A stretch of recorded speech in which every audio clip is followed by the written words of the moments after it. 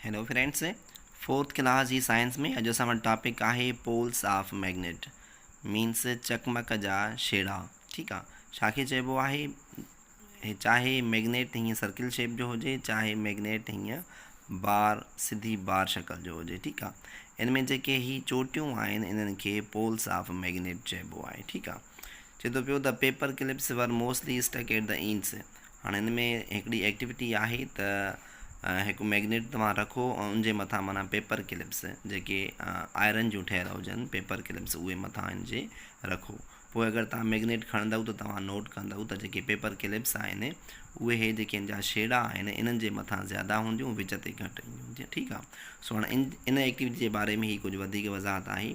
The paper clips were mostly stuck at the ends. Paper clips अक्सर करे इन जा जेके इंड्स आहिनि, जेके इन जा छेड़ा आहिनि, इन्हनि जे मथां ज़्यादा हूंदियूं ऐं विच ते घटि हूंदियूं। छो this shows that the magnet is a strongest at the ends. इन जो मतिलबु आहे त जेको ही चकमक आहे इहो पंहिंजे हिन छेड़नि वटि या पंहिंजी चोटियुनि वटि वधीक स्ट्रॉन्ग हूंदो आहे। माना इन जी जेका अट्रैक्टिव क्वालिटी आहे उहा हिन इंड्स वटि वधीक स्ट्रॉन्ग हूंदी आहे ऐं विच वटि कुझु घटि हूंदी आहे। इन करे जेके पेपर क्लिप्स आहिनि उहे ज़्यादातर अट्रैक्ट थींदियूं आहिनि चोटियुनि जे वेझो ऐं विच ते घटि थींदियूं। ठीकु आहे। So the end parts where the magnet is the strongest are called the poles. हाणे चए थो पियो त जेके इंड पार्ट्स आहिनि मीन्स जेके हिन जूं चोटियूं आहिनि, इते जेको मैग्नेट आहे उहो वधीक स्ट्रॉन्गेस्ट हूंदो आहे ऐं इन इंड पार्ट्स खे पोल्स चयो वेंदो आहे। ठीकु आहे। जेके बि हिन मैग्नेट जा ही इंड पार्ट्स आहिनि, चाहे मैग्नेट सिधो आहे या चाहे मैग्नेट सर्किल में आहे, त इन जा जेके इंड पार्ट्स आहिनि उनखे पोल्स चयो वेंदो आहे। One of the poles of a magnet is called the north pole and the other one is the south पोल।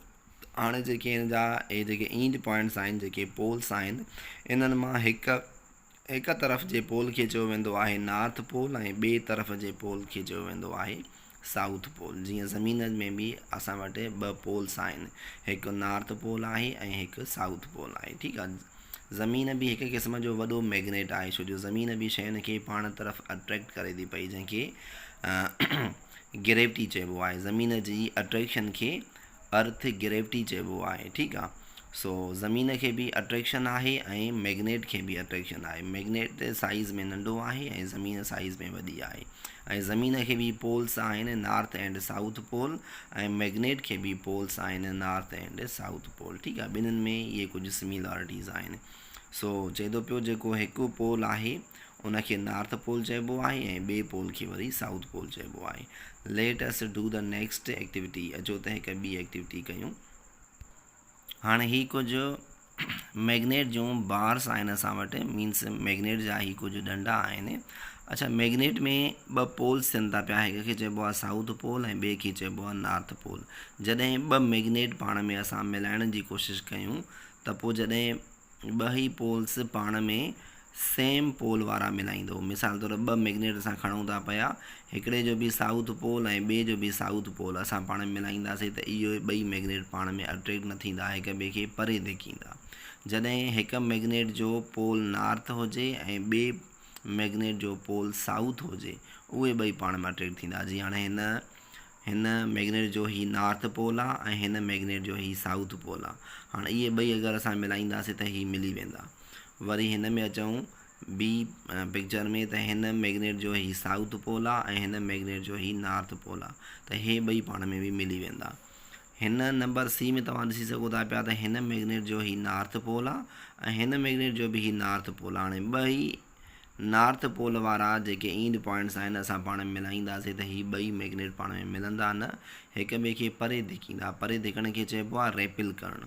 सो ही ॿई पाण खे रेपिल कंदा ऐं ही ॿई पाण खे अट्रैक्ट कंदा।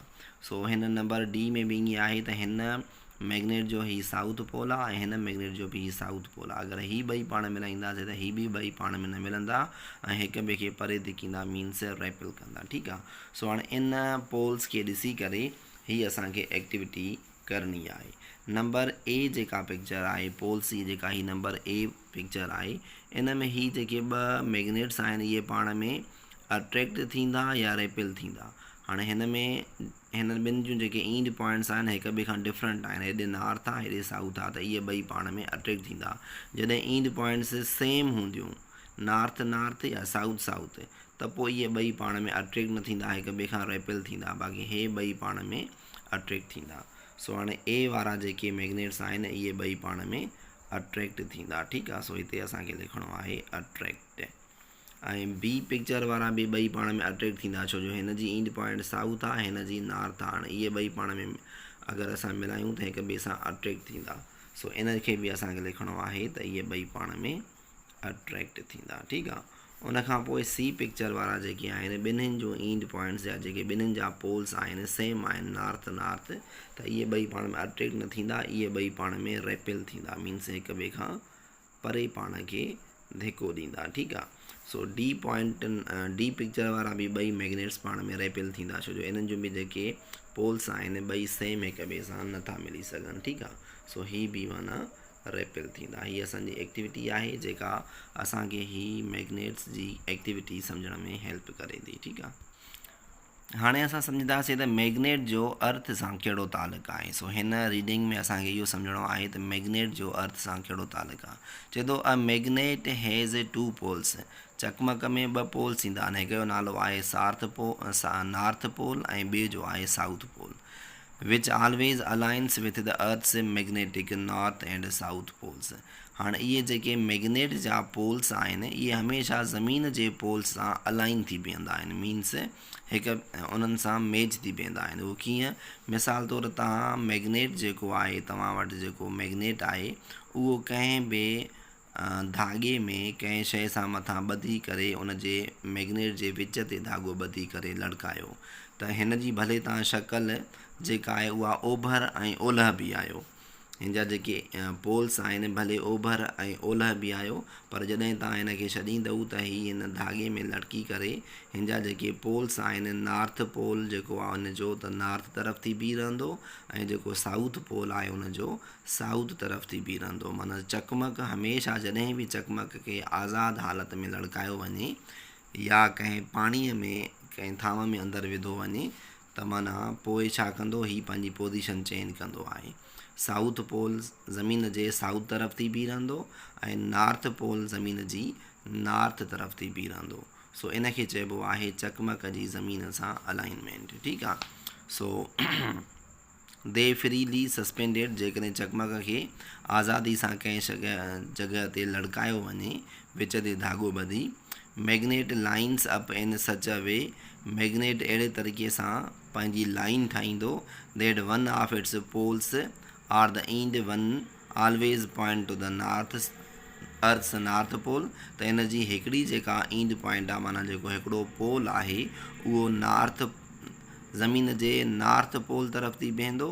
This end are pole of the magnet is called the north seeking pole. हाणे इहो जेको हिन जो ईंड पॉइंट आहे मैग्नेट जो या जेको पोल आहे जेको नॉर्थ तरफ़ थी बीहे थो पियो, त इन खे चवंदा आहियूं असां north seeking pole are simply the north pole, या उनखे नॉर्थ पोल चयो वेंदो आहे। The other end are pole points to the earth's south pole. हाणे डेफिनेटली हिकिड़ो अगरि नॉर्थ तरफ़ थी बीठो त ॿियो ज़मीन जे साउथ तरफ़ थी वेंदो, त उन जेको साउथ तरफ़ थी बीहे उनखे साउथ पोल चइबो आहे चकमक जो, ऐं जेको नॉर्थ तरफ़ थी बीहे उनखे नॉर्थ पोल चइबो आहे चकमक जो। सो हमेशह चकमक खे जॾहिं आज़ादु हालत में कंहिं शइ ते लड़कायो वञे त पोइ चकमक जूं ॿ ई जेके पोल्स आहिनि, हिकु उत्तर तरफ़ थी बीहंदी, हिकु ॾखण तरफ़ थी बीहंदी। जेका ॾखण तरफ़ थी बीहंदी उनखे साउथ पोल चवंदासीं, जेका उत्तर तरफ़ थी बीहंदी उनखे north pole of the magnet चवंदासीं, ठीकु आहे। उनखां पोइ असां हाणे पढ़ंदासीं ज़मीन जे बारे में कुझु वधीक, ज़मीन जी ग्रेविटी जे बारे में कुझु वधीक पढ़ंदासीं, ठीकु आहे। सोचे थो a magnet's north pole points toward, हाणे एक्टिविटी आहे असांखे a magnet's north pole points toward the north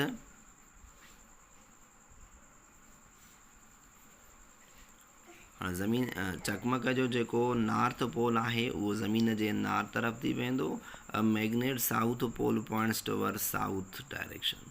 हाणे मैग्नेट जो जेको साउथ पोल आहे उहो साउथ डायरेक्शन ज़मीन जे साउथ डायरेक्शन तरफ़ थी वेंदो, ठीकु आहे। उनखां पोइ चए थो that earth is also a large magnet with magnetic field and magnetic poles. ज़मीन भी हिकु वॾी साइज़ जो चकमक आहे। ज़मीन पाण हिकु वॾी साइज़ जो चकमक आहे ऐं ज़मीन जी बि मैग्नेटिक फील्ड थींदी आहे। मीन्स ज़मीन बि शयुनि खे पाण तरफ़ छिकींदी आहे पर कंहिं ख़ासि लिमिट ताईं। ठीकु आहे। जॾहिं उन लिमिट खां शयूं मथे थी वेंदियूं, ख़ासि तौर ते स्पेस में हलियूं वेंदियूं, त पोइ उन्हनि खे ज़मीन पाण तरफ़ न छिके सघंदी आहे। मिसाल तौरु ज़मीन जी अट्रैक्शन चंड ताईं वञी सघे थी, पर ज़मीन जी अट्रैक्शन मथे स्पेस में या सिज ताईं नथी वञी सघे। त हाणे जेसीं ताईं ज़मीन जी अट्रैक्शन पहुची सघे थी, ओतिरे ताईं ज़मीन जी मैग्नेटिक फील्ड आहे या ग्रेविटेशनल फील्ड आहे। ऐं जेसीं ताईं ज़मीन जी इहा अट्रैक्शन वारी फील्ड ख़तमु थी वई, त माना उहा स्पेस जेका आहे, उहा जेका जॻह आहे ज़मीन जी मैग्नेटिक फील्ड खां ॿाहिरि थी वेंदी। ठीकु आहे। एंड मैग्नेटिक पोल्स, ऐं ज़मीन खे बि मैग्नेटिक पोल्स थींदा आहिनि। हिकु साउथ पोल अथसि ऐं हिकु नॉर्थ पोल अथसि। ठीकु आहे। सो ज़मीन बि एज़ टू एज़ हिकु मैग्नेट वांगुरु, चकमक वांगुरु ई हिन जूं कुझु ख़ासियतूं आहिनि। जीअं चकमक शयुनि खे पाण तरफ़ अट्रैक्ट करे थो पियो, ईअं ज़मीन बि कुझु शयुनि खे, बल्कि ज़मीन हर हिकु शइ खे पाण तरफ़ अट्रैक्ट करे थी पई। जेका बि शइ मैटर आहे, सभ खे ज़मीन पाण तरफ़ अट्रैक्ट करे थी। ठीकु आहे। ऐं नंबर ॿियो, जीअं चकमक में पोल्स आहिनि नॉर्थ एंड साउथ, तीअं ई ज़मीन में पोल्स आहिनि नॉर्थ एंड साउथ। ऐं उन खां अलावा ज़मीन जी अट्रैक्शन खे चइबो आहे अर्थ ग्रेविटी। ठीकु आहे। सो ज़मीन जी जेका अट्रैक्शन आहे उनखे चइबो आहे अर्थ ग्रेविटी। मीन्स ज़मीन जी कशिशे शकल, माना ज़मीन जी पाण तरफ़ छिकण वारी क्वालिटी खे ज़मीन जी अर्थ ग्रेविटी चइबो आहे, ऐं सिंधीअ में हिनखे ज़मीन जी कशिशे शकल चइबो आहे। ठीकु आहे। सो ही कुझु वज़ाहत आहे ज़मीन जी। ही कुझु हेठां राइटिंग में लिखियलु आहे ज़मीन जे बारे में। Earth is a giant magnet.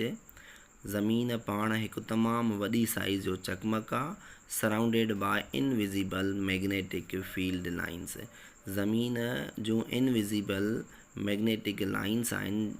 Means अहिड़ियूं लाइन आहे जेसीं ताईं ज़मीन जी ग्रेविटी पहुची सघे, सो उनखे ज़मीन जूं मैग्नेटिक फील्ड लाइन्स चयो वेंदो आहे। So the magnet's pull is strongest at the poles. ऐं ज़मीन जो बि जेको पुल आहे या ज़मीन जो जेको अट्रैक्शन आहे, उहो ज़मीन जे पोल्स वटि स्ट्रॉन्गेस्ट आहे बनिस्बत विच जे। जीअं चकमक जा जेके पोल्स आहिनि उहे वधीक स्ट्रॉन्ग हूंदा आहिनि अट्रैक्शन जे लिहाज़ खां, ईअं ज़मीन जा बि जेके पोल्स आहिनि उहे वधीक स्ट्रॉन्ग हूंदा आहिनि पोल्स वटि। विच वटि ज़मीन जी अट्रैक्शन घटि आहे, पोल्स वटि ज़्यादा आहे। ठीकु आहे। सो ही काफ़ी सिमिलैरिटीज़ आहिनि चकमक जे हिसाब सां हिन ज़मीन जो बि। ऐं हिन मां उमेदु कयां थो लेक्चर मां तव्हांखे मैग्नेट एंड अर्थ जी ग्रेविटी जे बारे में काफ़ी कुझु सम्झ में अची वियो हूंदो।